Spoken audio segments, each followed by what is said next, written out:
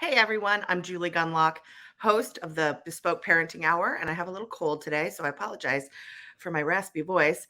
For those new to the program, this podcast is focused on how parents should custom tailor their parenting style to fit what's best for their families, themselves, and most importantly, their kids. Today, I'm speaking with Congresswoman Beth Van Duyne. Hey, Beth. Hey, how are you? She represents the 24th Congressional District of Texas. She's also a mom of a son and a daughter. Prior to being elected to Congress, she served as regional administrator for the U.S. Department of Housing and Urban Development, and she worked with then HUD Secretary Ben Carson. We are big fans of Ben Carson around here. Prior to that, she served as the mayor of Irving, Texas, and was a successful businesswoman. So again, thank you for joining me, Congresswoman. Thank you. It's good to be here. So I always like to start off the podcast by asking my guests sort of a surprise question. Don't worry, it's nothing too difficult. But this is a podcast about finding your own way and figuring out parenting, not ignoring the experts, but not getting too wound up about parenting and finding your way in your own style. So if you were to characterize your parenting style, some people don't have a parenting style. I'm sort of a mishmash of a couple different styles. What kind of parent are you? I think I'm probably more of a relaxed parent. I did not, my sister has her kids on a regimented schedule, and it works perfectly for their family. My kids woke up when they wanted to, went to bed when they wanted to. We had really engaging conversations at the dinner table and at the breakfast table, and I just loved having them engaged. You had mentioned that I was mayor and city council, and I ran, we can get into that later, but I ran when my kids were 2 and 5 for city council, and I got elected then, and making sure that we were always having conversations about what I was doing during the day, issues that were popping up, even at 2 and 5, taking them to events that I had, taking them to ribbon cuttings, taking them to the library and the rec center, and making sure that they felt like they were part of what I was doing. Was really, I think, very important. And still now, my daughter works up in DC. I see her all the time. She's one of my best friends. And I talk to my son. He's over studying abroad right now in Coventry, and he's studying international business. And I talk to him all the time. I love the relationship that I have with my kids. So I think it was just making sure that they always felt like they were part of what I was doing and engaged. And It's interesting what you said about, we had these in-depth conversations. I feel like people sometimes think so much about what when their kids were babies, or they sort of, and that's great. It's great to reminisce and to have memories like that. But my kids are now, I have a preteen and 2 teenagers. God love you. and they're all boys. Oh my gosh, the food costs. But I love the conversations I'm having with them. It is a whole new thing. They're really into, they want to hear about American politics. They're taking American history. They're taking civics. They want to have conversations with me and my husband and kind of figure things out. I love this phase. I really do. And you're right that it changes so much where they don't need you as much. And that can be sometimes hard, but there's a whole nother sort of world to explore. And like you said, talking to them, how do you keep your kids how do you protect them from some of you have older kids now, so you can't necessarily, but when they were younger and you were running, politics is ugly. I love this idea that it's a new thing, that it's just newly ugly. It's been ugly for a long, long time. Politics has always been ugly. How did you protect them from some of the ugliness of politics? Well, again, my kids are 2 and 5 when I got into the public, the public sphere, and they grew up with it, so they knew they knew what it was all about from pretty much from day one. And I used to say politics in Irving was a blood sport. It was a really a very divided council. We had some massive debates. We had a lot of international incidents and national discussions that happened at that level. I first ran for city council because my daughter was born.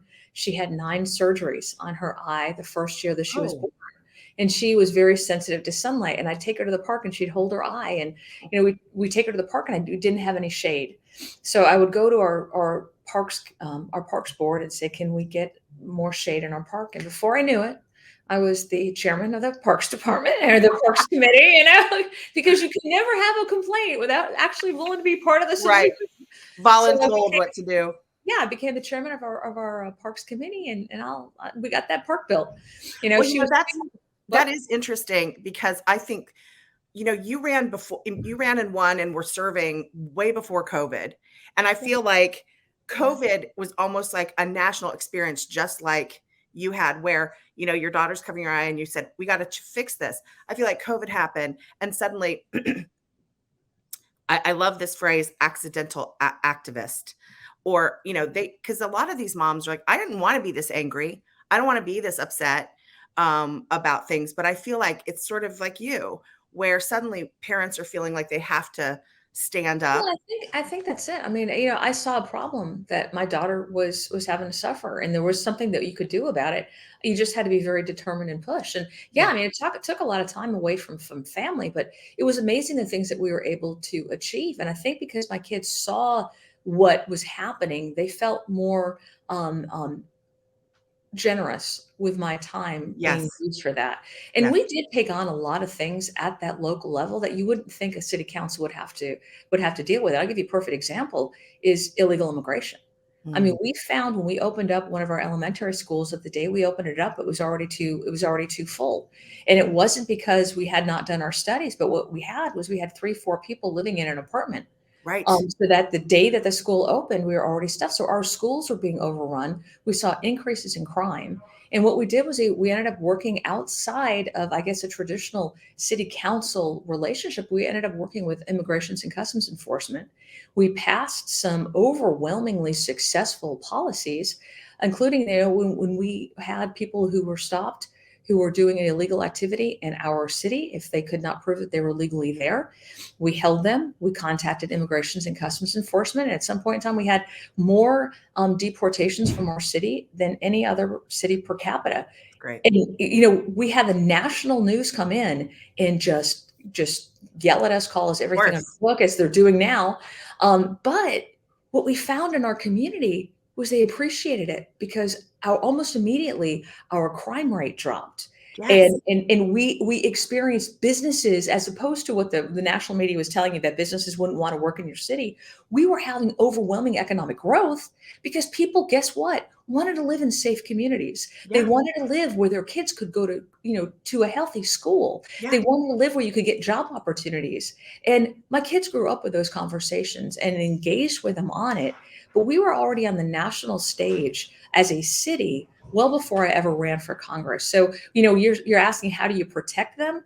I think it's being fearless, going out there, being unapologetic, owning your decisions, owning your positions, and teaching them not to be fearful of sharing your opinions, as long as you can defend them with facts. Well, I live in Alexandria, Virginia. I mean, you're in the DC area, Alexandria, Virginia, right outside of DC. It is a sanctuary city. The schools are completely overrun. The crime is through the roof, and crime is seeping into areas of the city that have not seen crime before.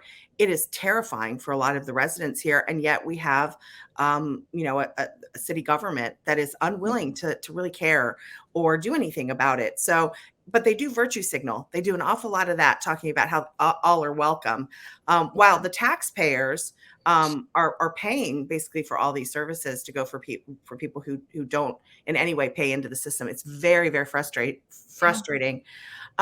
What are some of the other issues right now facing your district? And tell me just a little bit about your district. You've said so. My district is District 24. So if you've ever flown into the Dallas-Fort Worth airport, it's in the middle of the district. It's got areas of Dallas, got areas of Fort Worth, and a bunch of the wonderful cities in between. We are facing what the rest of America is facing right now. Issues with inflation, issues with what's going on at our border. We have families that are having a difficult time deciding whether or not they're going to be able to pay for insurance or putting food on their table. Yeah. And while they may be taking home more money compared to 2 years ago, the fact is, if they're bringing home 10% more, they're spending 60% more in some cases at the grocery store.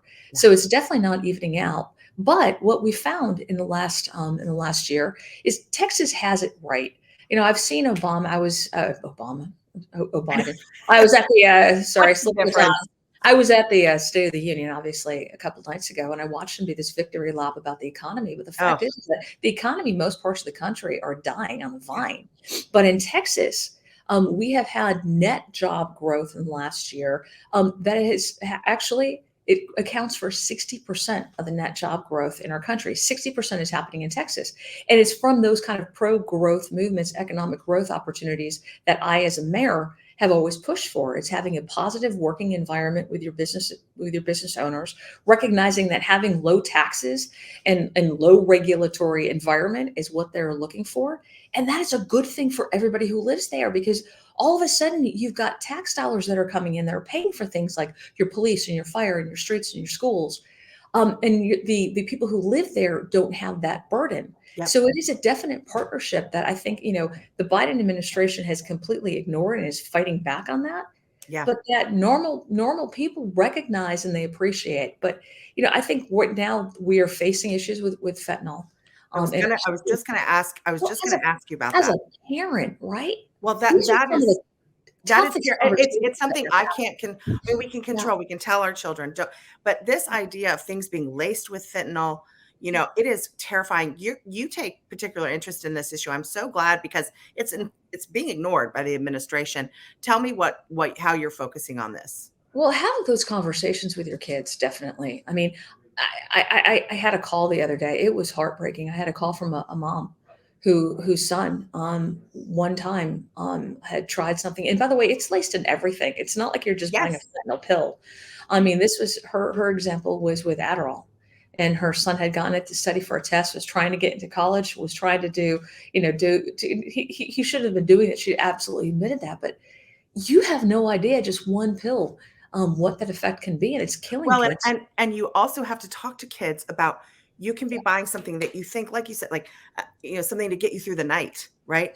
And you could do it once, and that's over. So I do think, Yeah, I mean, we're seeing that happen at untold amounts. I mean, historic amounts or levels are flying in over our border because we do have an open border at this moment. So what are we doing about it? Texas congregation, the Texas Congressional delegation has gotten together. And we've come up with a Texas border plan that actually empowers our Customs and Border Patrol agents and takes seriously that we can't have a safe nation if we don't secure our border. But it's looking at things like infrastructure. It's looking at getting rid of the catch and release program, having people apply for asylum from the first safe country that they enter into, and turning people back who are coming here who want to do us harm. It's making sure that we actually have a secure border. So we are working with the state, we're working with leadership, we're working with our cities to make sure that we're providing them with the resources that they need, even though we're seeing an administration that is just systematically cutting every one of those tools in the toolbox that it was working. And it's the morale of the border, the morale of the border agents, just how shabbily they have been treated, is something that committed suicide this last year alone. It is absolutely heartbreaking. So it's a relief. And I think it's, this all goes back to parenting, and that parents want to know that there is a rigorous, a tough border agent, well-funded border department, or I'm sorry, agency that is securing the border, and hopefully congressional action and more local action like what you are doing is going to help with that. I want to pivot just one last time before we end our podcast here.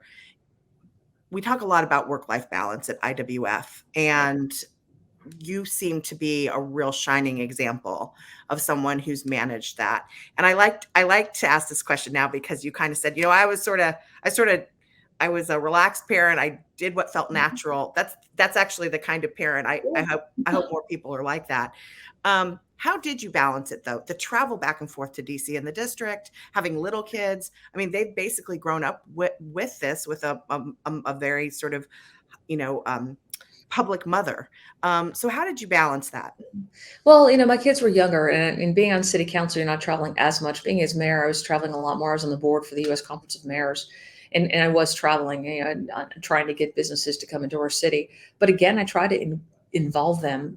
Every opportunity that I had, I would take them with me.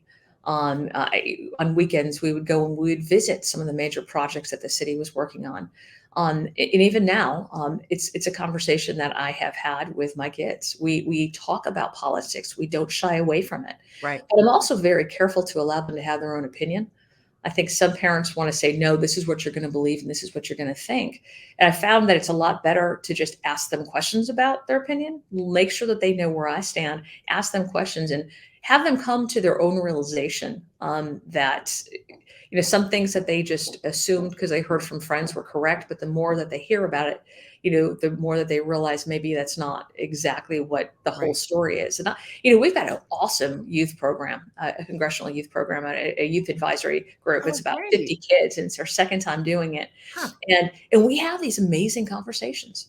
I love the debate that it's a controlled debate where it's not personal, it's all on policy, or it's all in the program. And what we have done is we'll ask them to come up with a bill or something that they're passionate about.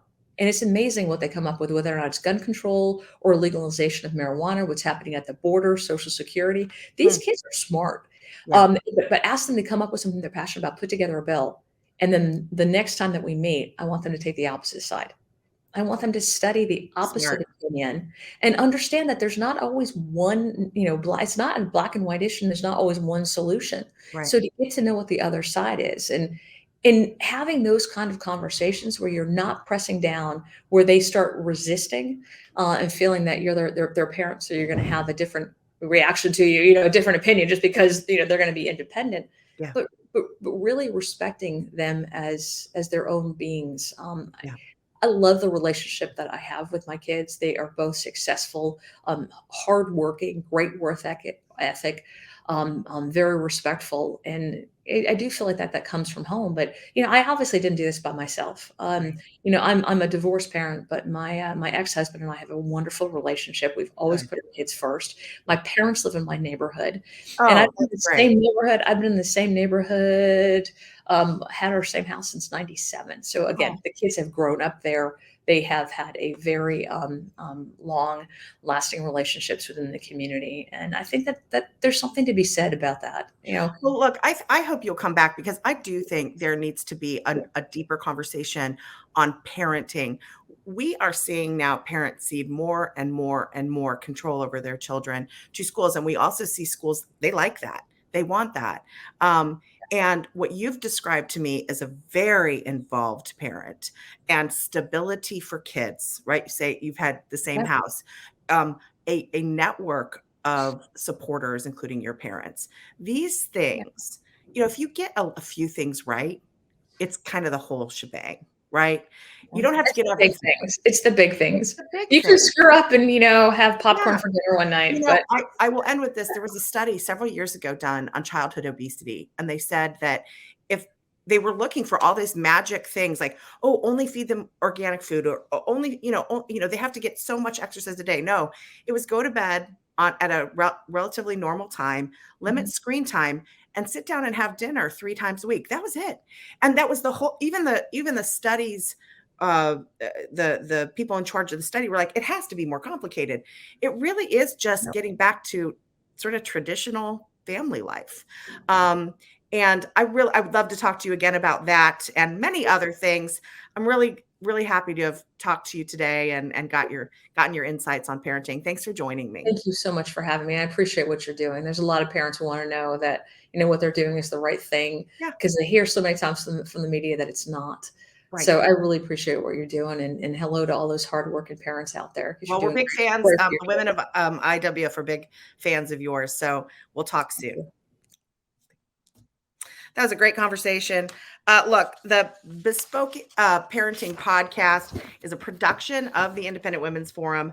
Please help us by hitting the subscribe button and leaving us a comment or a review on Apple Podcasts, Acast, Google Play, YouTube, or IWF.org. Hang in there, parents. I'll see you next time on Bespoke.